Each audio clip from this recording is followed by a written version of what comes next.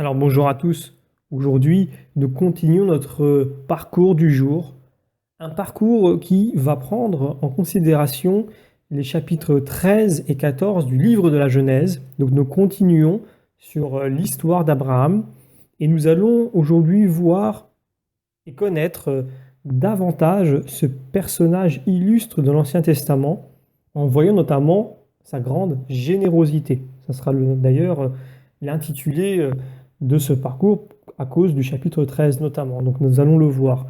Comme toujours, nous rappelons que ce parcours est un parcours concis, rapide, qui permet d'apprendre à tout à chacun de lire, interpréter, comprendre la Bible dans le but toujours de grandir dans l'amour pour Dieu et l'amour du prochain à cause de Dieu. Nous remercions notamment les éditions Anne Siguier qui sont devenues Mediapol et qui nous ont permis d'utiliser comme support notamment la Bible chrétienne que vous pouvez retrouver dans la description de cette vidéo. Et comme toujours, avant de démarrer, nous confions à Dieu le parcours du jour. Notre Père, qui êtes aux cieux, que ton nom soit sanctifié, que ton règne vienne, que ta volonté soit faite sur la terre comme au ciel. Donne-nous aujourd'hui notre pain de ce jour. Pardonne-nous nos offenses, comme nous pardonnons aussi à ceux qui nous ont offensés. Et ne nous laisse pas entrer en tentation, mais délivre-nous du mal.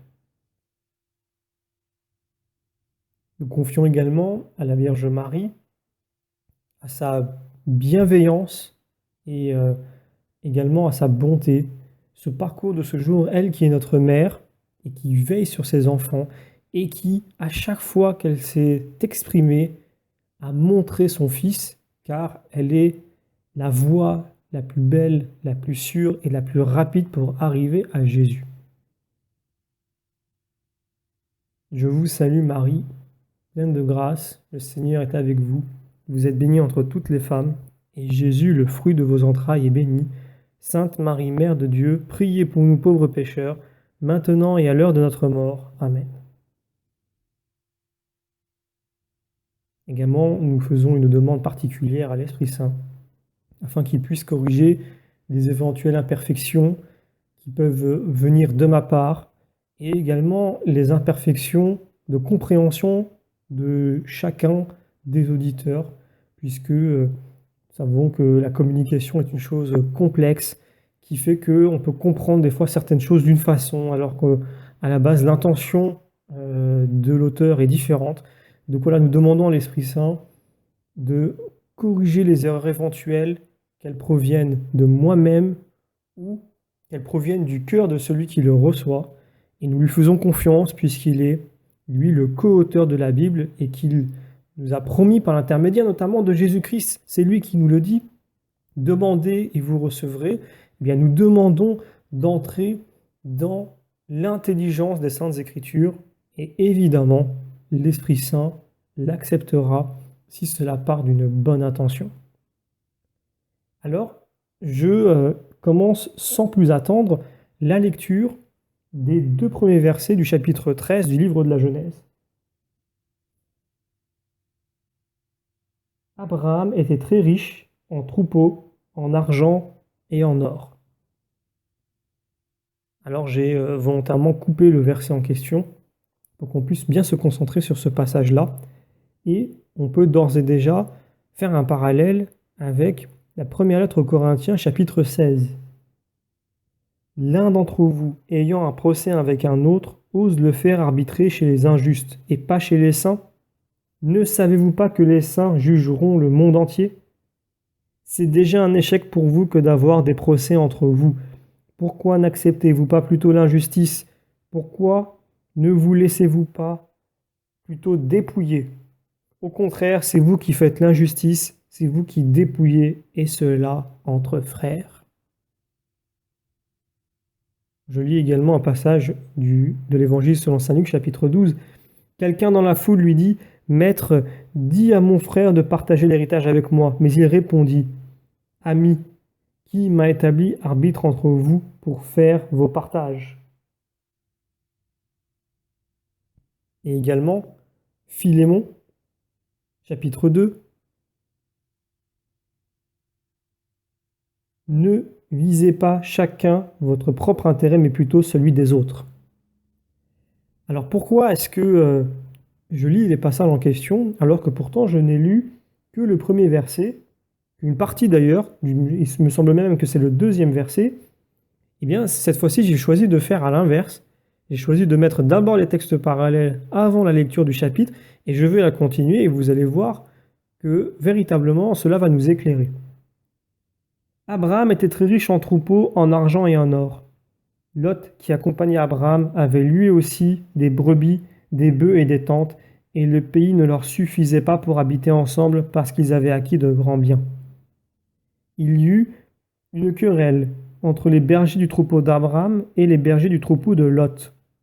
Les Cananéens et les Périzites habitaient alors ce pays. Et Abraham dit à Lot, « Pas de querelle entre toi et moi, entre mes bergers et les tiens, car nous sommes frères. Vois tout le pays qui s'étale devant toi, sépare-toi de moi. Si tu prends à gauche, j'irai à droite, si tu prends à droite, j'irai à gauche. » Lot leva les yeux et vit devant lui toute la vallée du Jourdain qui était entièrement arrosée. C'était avant que Yahvé n'eût détruit Sodome et Gomorrhe, comme le jardin de Yahvé, comme le pays d'Égypte du côté de Soar. Lot choisit pour lui toute la plaine du Jourdain et s'avança vers l'Orient. Ils se séparèrent. Abraham habita le pays de Canaan, et Lot habita les villes de la plaine. Il transporta ses tentes jusqu'à Sodome. Le verset suivant nous dit que Sodome était mauvais. Donc les hommes qui étaient là-bas étaient mauvais, grands pécheurs devant Yahvé. Voyez, cette fois-ci j'ai fait le contraire et j'ai choisi de lire les textes parallèles qui nous ont éclairés forcément pour cette lecture. Donc, qu'est-ce qu'on pourrait conclure de tout ça? Eh bien, qu'il y ait eu éducation morale, que la révélation elle-même ait été progressive en ce domaine comme dans l'annonce du Messie, c'est vrai pour une part. Mais dans la conduite d'Abraham, eh bien, elle n'en est pas moins déjà conforme à ce que l'Évangile a de plus élevé. On lit en Matthieu chapitre 5. « À qui veut te faire un procès et prendre ta tunique, laisse-lui encore ton manteau. » Car le Christ n'est pas venu régler nos procès en justice, mais plutôt enlever leur raison d'être préventivement en faisant appel à une charité plus grande. Cela ne supprime pourtant pas les droits de la justice et de la vérité, comme Jésus lui-même l'a réclamé au cœur même de sa passion. On lit notamment en Genèse chapitre 18, versets 22 et 23. Prenons un commentaire de saint Jean Chrysostome. Il dit ceci. « Quelle modestie, quelle haute philosophie! Celui qui est l'aîné par l'âge et par la dignité appelle frère son neveu, l'élevant à son niveau. Voyez comment il accomplit déjà le commandement de l'apôtre. Vous avez des procès entre vous? Pourquoi ne pas accepter plutôt l'injustice et supporter un dommage? L'Écriture a pris soin de nous dire que les Cananéens et les Périzites habitaient le pays. Abraham avait donc le devoir, lui qui était envoyé comme docteur de sagesse à tous les habitants de la Palestine, de ne donner aucun scandale, pas la moindre prise à la critique. Pour éduquer les peuples et les amener à imiter sa vertu, la douceur de sa conduite valait la trompette du héros. Voilà, donc on comprend bien ici l'état de cœur d'Abraham et on voit aussi l'image que cela renvoie pour nous. Bien, là où nous sommes chrétiens, nous sommes une lumière pour ceux qui ne sont pas encore dans la foi et donc notre attitude doit être exemplaire afin qu'ils aient l'exemple. Et saint Ambroise, par son commentaire, confirme ceci. Il dit cela. Abraham savait que les disputes des serviteurs peuvent troubler la concorde des maîtres. Il trancha la fibre de discorde pour que la contagion ne gagnât pas. Mieux valait supprimer l'occasion du litige que de supprimer l'amitié. Mais quand il y a partage, comment faut-il partager? Le patriarche nous l'enseigne, que le plus fort fasse les parts et que le plus faible choisisse. Ayant choisi, il ne pourra se plaindre et l'aîné ne sera pas lésé. C'est le vice du siècle, que la terre ne soit jamais assez grande pour les riches. Abraham était-il de ce genre? Non. Mais au début, il était imparfait. Car le Christ n'était pas encore venu pour dire « Si tu veux être parfait, va, vends tout ce que tu as et donne-le aux pauvres et viens, suis-moi. » Mais on voit bien qu'il n'était pas avare quand il laisse le choix à son neveu. Lot trompé par le désir naturel des choses agréables, choisit la part la plus riante. Mais celle-ci, par son agrément même, attira vite l'envie des brigands. Fin de citation. Donc, saint Ambroise parle de l'envie des brigands, c'est ce que nous verrons dans le chapitre suivant. À un moment donné, au verset 9, Abraham dit ceci. Il lui dit, si tu prends à gauche, j'irai à droite, et vice-versa. Alors, d'où est-ce que Abraham tient-il cette liberté de cœur? Et bien, sa vocation même. Pour qui est appelé par Dieu, l'enjeu est si total. Il est tellement transcendant à tous les petits moyens de l'existence qu'ils en deviennent comme indifférents. Si tous les chemins mènent à Rome, il n'est pas si important de prendre par la gauche ou par la droite. Sur l'appel de Dieu, Abraham a quitté son pays et sa parenté. Il ne va pas maintenant se raccrocher à telle ou telle contrée, ni même à son neveu.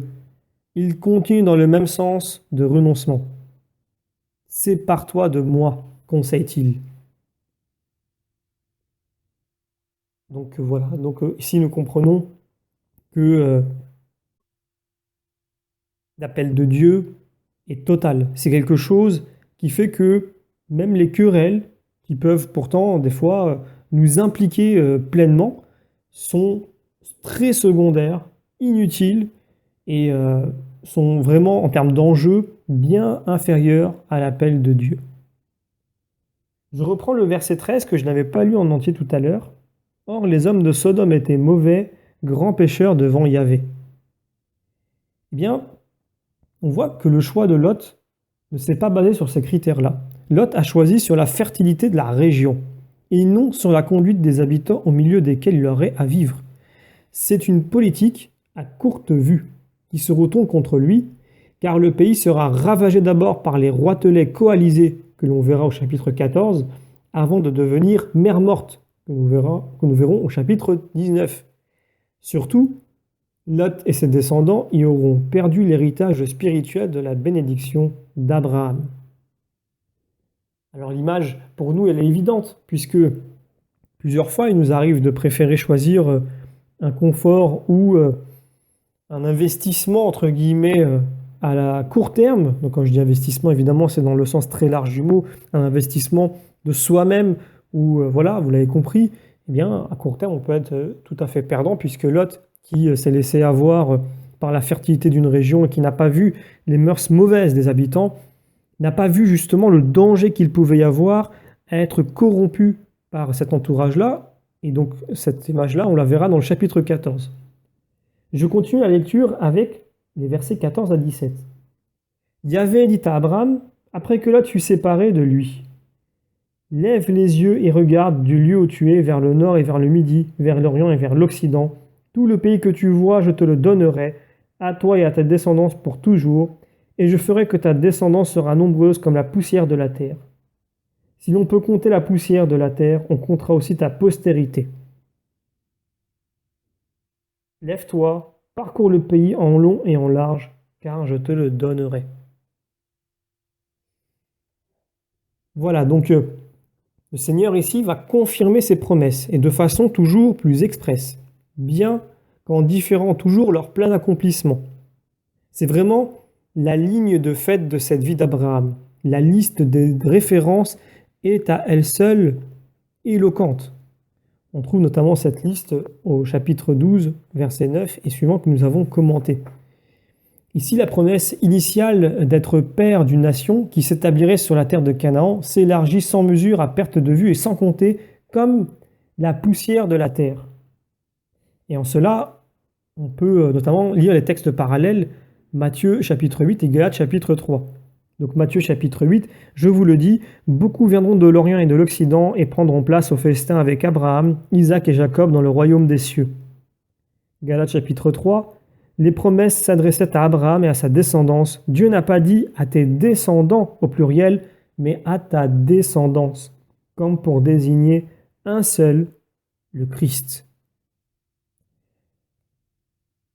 Voilà, donc la réalisation dépassera la promesse, et doublement même, car elle s'étendra à toutes les nations des 4 points cardinaux. En même temps, elle ne se perdra pas dans l'anonymat désagrégé de la poussière, mais se trouvera réunie dans le Christ comme en le nouvel Adam. Voilà, donc souvent, on a l'habitude de lire les promesses de Dieu à la lettre, et quelquefois même, on fait la grande bêtise de les interpréter d'une façon tout à fait très littérale, très immédiate, et on pense qu'elle va s'appliquer là, demain, dans des choses que nous voyons, et finalement, on ne se rend pas compte que Dieu, même si le niveau de lecture peut être pluriel, on peut avoir plusieurs niveaux de lecture, néanmoins, non seulement on se trompe en agissant ainsi, et on ne fait que finalement alimenter notre petite version ou petite perception des choses, mais on en oublie que Dieu, non seulement fait des promesses qu'il tient, mais en plus, il les surpasse, et il les surpasse grandement. Je continue la lecture en lisant le dernier verset, alors sur lequel nous avions déjà fait un commentaire dans le chapitre précédent. Abraham arracha ses tentes et vint habiter aux chaînes de Mambré qui est à Hébron, et là il bâtit un autel à Yahvé. Voilà, donc là on termine le chapitre 13. On a déjà commenté cette histoire d'arbre dans le chapitre précédent. Maintenant, nous allons lire le chapitre 14, qui est dans le prolongement du chapitre 13 au sujet de la générosité d'Abraham. Donc cette histoire va servir surtout de prélude à la rencontre d'Abraham et de Melchisédek. Je vais lire les passages en question. Dans les jours d'Amraphel, roi de Shinéar, d'Arioc, roi d'Elassar, de Kédor Laomer, roi d'Elam, et de Tidéal, roi de Goïm, il arriva que ces rois firent la guerre à Béra, roi de Sodome, Birsha, roi de Gomorre, Shinéab, roi de Séboïm, et au roi de Béla, Soar, qui se mirent en mouvement et vinrent dans la vallée de Siddim. La vallée de Siddim était percée d'une quantité de puits de bitume. Le roi de Sodome et le roi de Gomorre prirent la fuite et ils y tombèrent. Le reste se dispersa dans la montagne. Les vainqueurs prirent toute la richesse de Sodome et de Gomorre, toutes les prévisions, et ils s'en allèrent. Ils enlevèrent aussi Lot, neveu d'Abraham, et ses biens, et ils partirent. Lot habitait Sodome. Un des fugitifs vint en informer Abraham l'Hébreu, qui habitait aux chaînes de Mambré l'Amorite, frère d'Eshcol et frère d'Aner, qui avait fait alliance avec Abraham. Quand Abraham entendit que son frère avait été emmené captif, il arma 318 de ses hommes nés dans sa maison, et il poursuivit les rois jusqu'à Dan. Il partagea ses troupes et attaqua de nuit avec ses gens. Il battit les rois, les poursuivit jusqu'à Oba, qui est à gauche de Damas. Il reprit tout le butin et aussi Lot son frère avec ses biens, ses femmes et ses gens. Alors voilà, ici, on a un morceau de l'histoire qui, en tant que tel, eh bien, introduit justement à la rencontre entre Abraham et Melchisédek. Donc je vais lire jusqu'à la fin du chapitre, c'est très intéressant. Quand Abraham fut revenu vainqueur de Kédor Laomer et des rois qui étaient avec lui, le roi de Sodome sortit pour le rencontrer dans la vallée de Chavé, qui est la vallée du roi. Melchisédek, roi de Chalem, offrit du pain et du vin. Il était prêtre du Très-Haut. Il le bénit et dit : béni soit Abraham par le Dieu Très-Haut qui a fait le ciel et la terre, et béni le Dieu Très-Haut qui a livré tes ennemis entre tes mains. Et Abraham lui donna la dîme de tout. Le roi de Sodome dit à Abraham : donne-moi les âmes et prends pour toi les biens. Mais Abraham répondit au roi de Sodome : je lève la main vers Yahvé, le Dieu Très-Haut qui a créé le ciel et la terre. Pas un fil, pas une courroie de sandales. Je ne prendrai rien de ce qui est à toi. Tu ne pourras pas dire : j'ai enrichi Abraham. Rien pour moi, seulement ce qu'ont mangé mes serviteurs et la part des hommes qui sont venus avec moi, Aner, Eshcol et Mambré. Eux prendront leur part. Voilà, donc entre Abraham, qui est vainqueur, et le roi de Sodome, bénéficiaire de la victoire d'Abraham, apparaît ce Melchisédek de Chalem. C'est la première mention de la future Jérusalem. Or, par un double relais, ce Melchisédek nous est donné comme figure du Christ. D'abord, le psaume 110, qui en effet est certainement messianique et revendiqué comme tel par le Christ lui-même en Matthieu chapitre 22. Il annonce l'avènement d'un roi et prêtre pour l'éternité selon l'ordre de Melchisédek. Je lis le psaume en question. Le Seigneur l'a juré, ne s'en repentira pas. Tu es prêtre pour l'éternité selon l'ordre de Melchisédek.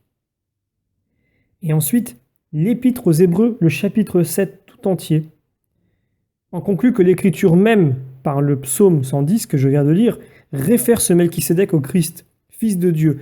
C'est donc une confirmation marquante de la perspective messianique suivant laquelle la tradition chrétienne a appris à lire l'Ancien Testament.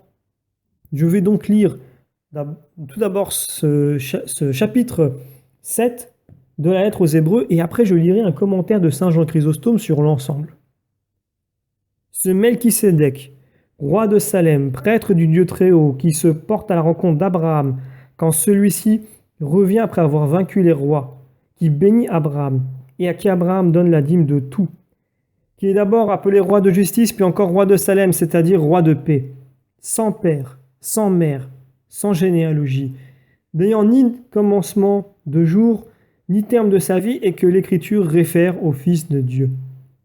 Psaume 110. Demeure prêtre pour l'éternité. Réfléchissez. Faut-il qu'il soit grand pour qu'Abraham lui offre la dîme des prémices, lui le patriarche? Les fils de Lévi, investis du sacerdoce, doivent, suivant la loi, percevoir les dîmes sur le peuple, donc sur leurs frères, qui sont pourtant eux aussi sortis des reins d'Abraham. Mais celui qui ne fait pas partie de la généalogie a perçu la dîme sur Abraham et a béni le dépositaire des promesses. Sans conteste, c'est l'inférieur qui est béni par le supérieur. Et encore, d'après la loi, ce sont des hommes mortels qui perçoivent les dîmes. Mais là, on nous atteste que ce prêtre vit. Et l'on peut dire qu'en Abraham, Lévi lui-même a payé la dîme, lui qui en principe la perçoit, car il était dans les reins de l'ancêtre quand Melchisédek vint au devant d'Abraham. Si donc le sacerdoce lévitique était définitif, car c'est sous le mandat de ce sacerdoce que le peuple reçut la loi, quel besoin de faire surgir un autre prêtre, non plus selon l'ordre d'Aaron, mais selon l'ordre de Melchisédek. Et si le sacerdoce change, la loi elle aussi doit nécessairement changer. Encore une chose évidente, s'il se lève à la ressemblance de Melchisédek, un autre prêtre, qu'il est devenu non suivant la loi d'un commandement charnel, mais en vertu de la vie incorruptible, car on lui rend ce témoignage « Tu es prêtre pour l'éternité selon l'ordre de Melchisédek », le commandement précédent se trouve aboli comme sans vigueur ni utilité. Et ayant été fait prêtre avec serment, le Seigneur l'a juré, ne s'en dédiera pas, Jésus est devenu par lui-même le garant d'une alliance meilleure. De plus, les autres ont été faits prêtres en grand nombre parce que la mort les empêchait de demeurer. Mais celui-ci, parce qu'il demeure pour l'éternité, possède le sacerdoce perpétuel. Et c'est pourquoi il peut, jusqu'à la consommation des siècles, sauver ceux qui par lui accèdent à Dieu, car il est toujours vivant pour intercéder en leur faveur. Voilà bien le pontife qu'il nous fallait, saint, innocent, immaculé, séparé des pécheurs et élevé au-dessus des cieux. Il n'a pas besoin, comme les autres prêtres, d'offrir chaque jour des sacrifices, d'abord pour ses propres péchés et ensuite pour ceux du peuple. Cela, il l'a fait une fois pour toutes en s'offrant lui-même. Voilà, donc ici, nous venons de lire le chapitre 7 de la lettre aux Hébreux, et sans plus attendre, nous pouvons lire ce commentaire de saint Jean Chrysostome, au sujet d'ailleurs de cette lettre que nous venons de lire. Saint Paul veut montrer la supériorité de la nouvelle alliance sur l'ancienne.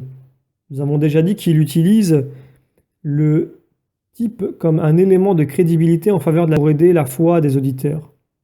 Le plus admirable est que le type lui-même, la simple figure de ce qui l'emporte déjà sur les faits du Premier Testament. L'apôtre écrit donc « Ce Melchisédek, roi de Chalem, prêtre du Dieu Très-Haut, qui vint au devant d'Abraham et les bénit. Abraham lui offrit la dîme de tout. » Ayant ainsi résumé l'historique, saint Paul contemple le mystère et commence par scruter le nom même de Melchisédek. D'abord, ce nom veut dire « roi de justice ». Mais qui est le roi de justice, sinon Jésus-Christ, notre Seigneur? Melchisédek est aussi roi de Chalem, le nom de sa ville, donc roi de la paix, puisque Chalem signifie paix. Ceci s'applique encore au Christ, car c'est lui qui nous a justifiés et qui a pacifié le ciel et la terre. Y en a-t-il un autre que l'on puisse appeler roi de justice et de paix? Ensuite, l'apôtre signale différentes caractéristiques, sans père, sans mère, sans généalogie, n'ayant ni commencement, de jour, ni fin de sa vie, assimilé au Fils de Dieu, il demeure prêtre pour l'éternité.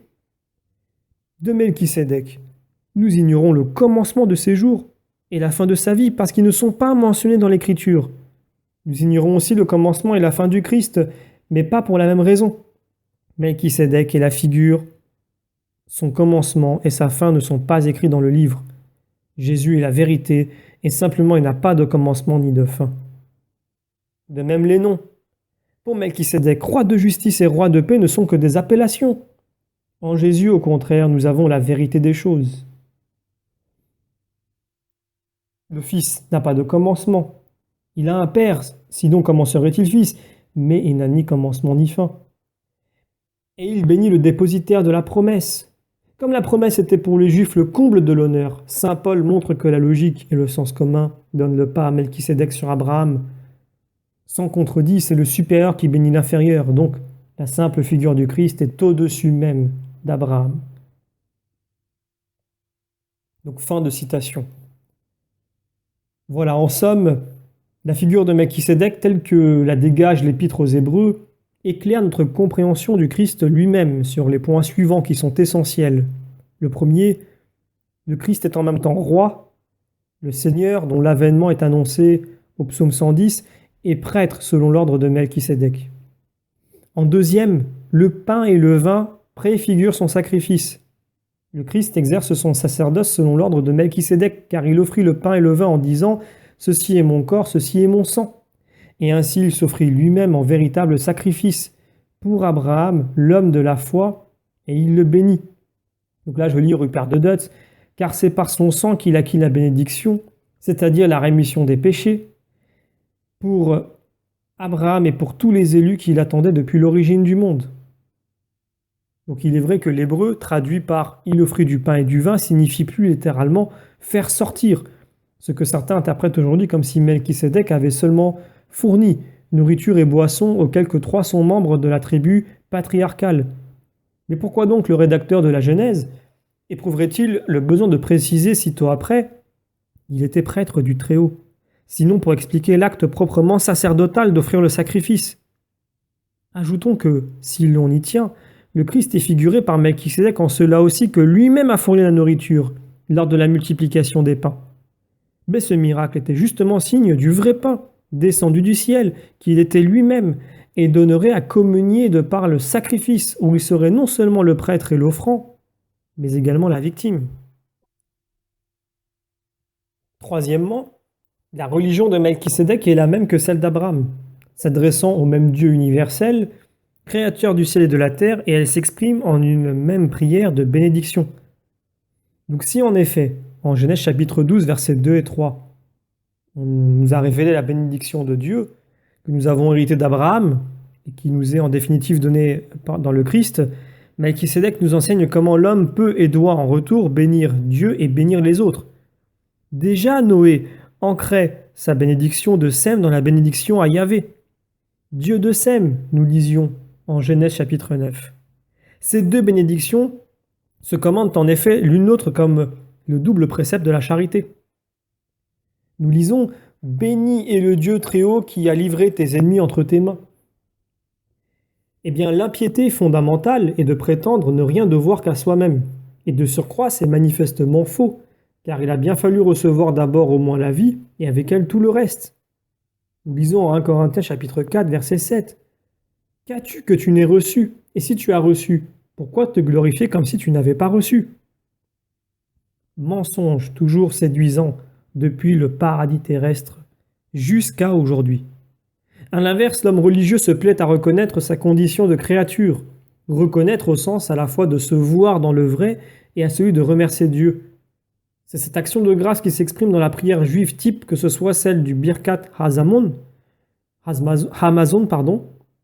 action de grâce après le repas, ou la plus solennelle Haggadah de la Pâque, béni sois-tu, Seigneur, qui nous a donné. Dans les psaumes, notamment les psaumes 103 et 104 et Daniel chapitre 3, versets 52 à 90, on voit cet exemple-là. Il est heureux que cette forme de prière soit aujourd'hui largement reprise par les chrétiens, qui l'avaient en tout temps gardée, au moins dans les préfaces à la grande prière eucharistique. S'ouvrant ainsi à la bénédiction de Dieu, l'homme religieux en est assez plein pour faire déborder cette bénédiction de Dieu sur les autres. Tel Abraham, avons-nous vu Eh bien, tel ici, Melchisédek. Béni soit Abraham par le Dieu très haut. La forme solennelle et rituelle d'une telle bénédiction sera confiée aux prêtres de l'Ancienne Alliance, notamment en Nombre chapitre 6. De même que l'amour de Dieu porte à l'amour du prochain et vice-versa, de même, bénir Dieu prépare à bénir l'autre, nous ouvrant, plus grand, par là même à la bénédiction de Dieu. Bénissez, écrit saint Pierre, car c'est à cela que vous avez été appelés. Bénir, c'est notre vocation, afin d'hériter la bénédiction. Donc être religieux, c'est vivre en bénissant, recevant tout de Dieu dans la confiance et la joie filiale, avec le même passage de la bénédiction à la bienveillance que nous avons déjà rencontré au chapitre 12, versets 2 et 3. Quatrièmement, nous lisons « Abraham lui donna la dîme de tout ». Toute dîme des produits de la terre appartient à Yahvé. Ça, nous le lirons en Lévitique chapitre 27. Mais au fils de Lévi, donne pour héritage toute dîme perçue en Israël. Nombre chapitre 18. La dîme est donc reconnaissance de suzeraineté à Dieu ou aux prêtres, ses représentants. En Melchisédek et n'importe quel de nos prêtres, c'est Jésus-Christ que tel Abraham nous reconnaissons comme le prêtre et le Seigneur par excellence. Je vais lire un commentaire de saint Ambroise à ce sujet. Le vainqueur ne doit pas se glorifier de la victoire, mais la rapporter à Dieu. C'est ce que nous enseigne Abraham. Non seulement le triomphe ne le rend pas orgueilleux, mais il le rend encore plus humble qu'il n'était. Il offre un sacrifice, offre des dîmes, et c'est pourquoi Melchisédek, roi de justice, roi de paix, le bénit. Il était prêtre du Dieu très haut, dit l'Écriture. Qui donc est roi de justice et prêtre de Dieu, sinon celui à qui le psaume déclare ? Tu es prêtre pour l'éternité selon l'ordre de Melchisédek, c'est-à-dire le Fils de Dieu, prêtre du Père, qui par le sacrifice de son corps obtint de son Père le pardon de nos péchés. C'est du Seigneur lui-même qu'Abraham veut recevoir sa récompense. Fin de citation. Voilà, mais en Abraham, c'est Lévi, Aaron et tout le sacerdoce de l'Ancienne Alliance qui s'incline devant le sacerdoce de Melchisédek. Donc, a fortiori, devant celui du Christ de ses prêtres pour la nouvelle et éternelle alliance. Voir le raisonnement du parallèle que nous avons fait avec Hébreux, chapitre 7, versets 4 à 14. Et nous pourrons aussi, quand nous viendrons à la lettre aux Hébreux, y revenir. Sur ce passage aussi de la Genèse, il ne faut pas oublier ce commentaire de Raban-Mort d'ailleurs, qui dit ceci. Saint Paul revendique Melchisédek pour le Christ et à travers le Christ pour l'Église des gentils, car toute gloire de la tête appartient aussi aux membres.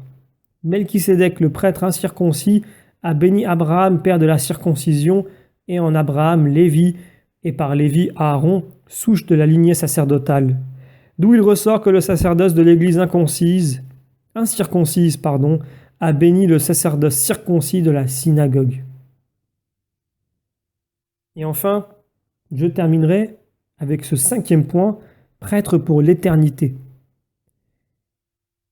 Bien mieux que Melchisédek, qui apparaît et disparaît en météore, dans cette Genèse où l'on insiste tant au contraire sur les généalogies, bien le Christ est l'Éternel et demeure donc toujours vivant pour intercéder en notre faveur. Et donc ça, c'est la dernière partie de la lettre aux Hébreux. Donc là, nous avons bien commenté et fait le parallèle entre ce passage de la lettre aux Hébreux et le texte de Genèse chapitre 14 du jour. Donc chapitre 13 et 14, c'est ce que nous avons vu aujourd'hui, et donc celui-ci, chapitre 14. Je vais terminer en lisant un autre passage parallèle. Celui-ci va introduire le chapitre 15 que nous lirons la prochaine fois. Je vais le lire parce que ça va nous permettre déjà de rentrer petit à petit dans la prochaine vidéo qui viendra. C'est un psaume, chapitre 28. « Le Seigneur est ma force, mon bouclier. En lui mon cœur espère, il m'a secouru, mon cœur exulte. » Et pour confesser Dieu, je chante « Le Seigneur est la force de son peuple, forteresse de salut pour son Christ. Sauve ton peuple, bénis ton héritage. Sois leur pasteur, porte-les jusque dans l'éternité. » Voilà, donc ce psaume-là va bien faire le pont entre ce chapitre 14 et le chapitre 15 que nous verrons plus tard. Donc moi, je vous remercie d'avoir été fidèle à cette vidéo jusqu'au bout. Je vous donne donc rendez-vous pour le prochain parcours où nous verrons les chapitres 15 et les chapitres 16, a priori, du livre de la Genèse, et nous continuerons donc à en savoir un peu plus sur l'histoire d'Abraham et voir comment cette histoire est encore quelque chose d'actualité pour nous, puisque elle est l'image de ce qui s'est accompli en Jésus-Christ et de ce qui continue à s'accomplir tous les jours. On a notamment vu dans ce passage que nous avons lu aujourd'hui déjà la fonction de prêtre qui existe aussi dans l'Ancien Testament en tant que telle, et puis la fonction de nos prêtres, à savoir la communion et le partage du pain et du vin. Et nous allons rentrer évidemment dans ces détails-là beaucoup plus profondément par la suite, puisqu'il y aura d'autres moments dans les Saintes Écritures où ces choses-là seront mentionnées. Donc je vous remercie d'avoir écouté cette vidéo jusqu'au bout et je vous donne donc rendez-vous pour la prochaine vidéo.